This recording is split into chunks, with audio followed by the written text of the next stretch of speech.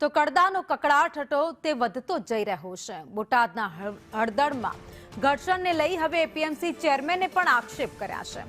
આપનું પૂર્વ આયોજિત આયોજન હોવાના આક્ષેપ તેમણે લગાવ્યા છે। આપ નેતાઓએ બહારથી લોકોને બોલાવી સભા યોજી હતી। રાજુ કરપડા અને પ્રવીણ રામે બહારથી લોકોને બોલાવ્યા હતા। તો સભામાં ઉશ્કેરણીજનક ભાષણ કરીને લોકોને ઉશ્કેર્યા હતા। બહારના લોકોને બોલાવીને મંજૂરી વગર સભા અહીંયા કરવામાં આવી હતી। તો પોલીસ હળદળમાં પહોંચતા જ પથ્થરમારો કર્યો હતો। પોલીસે વિડીયો દેખાય છે તે લોકોની ધરપકડ કરી છે। આ મહાપંચાયત પૂર્વ આયોજિત એક કાવતરું હતું।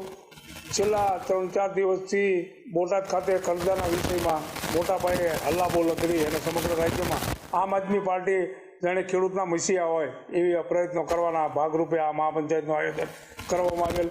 ઉપસ્થિત લોકો ત્યાં ધાબા ઉપર ચડી પથ્થરો ભેગા કરી અને સર્વપ્રથમ સરકારશ્રીને, ખેડૂતોને, વેપારીઓને, ભાજપના કાર્યકર્તાઓને અને કમિશન એજન્ટોને બધાને મન ફાવે એવા ભાષણો કરી અને લોકોને ઉશ્કેરવા માટેનો જ્યારે પ્રયત્ન થઈ રહ્યો હતો ત્યારે મંજૂરી વગરની આ જે ખેડૂત મહાપંચાયત બોલાવી હતી એમાં ના છૂટકે પોલીસને આ મહાપંચાયત અટકાવવા માટે પ્રયત્ન કરવો પડ્યો હતો। જે તે સમયે બનાવના સમયે જે લોકો હાજર હતા, જે લોકો પથ્થરમારો કરવામાં વિડીયોમાં દેખાયા છે, આવા લોકોને જ પોલીસે ધરપકડ કરી છે એવું મારું માનવું છે।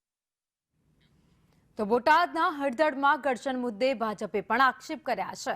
આપના નેતાઓ અરાજકતા ફેલાવી રહ્યા છે। પોલીસે પથ્થરમારો કર્યાના આક્ષેપ ખોટા છે। કોણે હુમલો કર્યો તેના વિડીયો સામે આવ્યા છે તેવા ભાજપ તરફથી આક્ષેપ કરવામાં આવ્યા છે। આપના ગુંડાઓના તેમના નેતાઓ બચાવ કરી રહ્યા છે તો સભા બોલાવીને આપના નેતાઓએ જાતે જ હુમલો કરાવ્યો હતો। નક્સલીઓ જેવી પ્રવૃત્તિ આમ આદમી પાર્ટીના નેતાઓ કરે છે। ગોપાલ ઇટાલિયાને વિધાનસભા અંગે માહિતી નથી। વિધાનસભામાં લાઈવ પ્રસારણની ડિસ્પ્લે લગાવેલી હોય છે।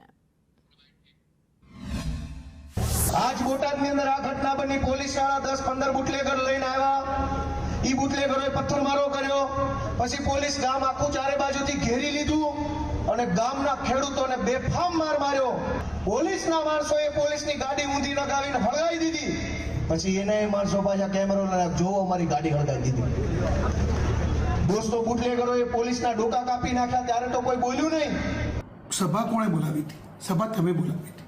ગુજરાતના ભોળા ખેડૂતોને ફસાવી આવી રીતે સભા બોલાવી અને પછી એની ઉપર જાતે હુમલો કરવો, આ બધા જ વિડીયો છે।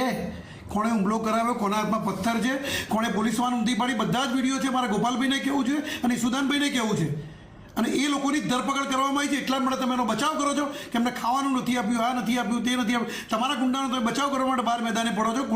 ખોટી રીતે ગુજરાતના ખેડૂતોને ફસાવો છો। એક જાતની નક્સલિસ્ટ પ્રકારની પ્રવૃત્તિઓ તમે કરી રહ્યા છો અને ગુજરાતની શાંતિને દોડવાનો મોટામાં મોટો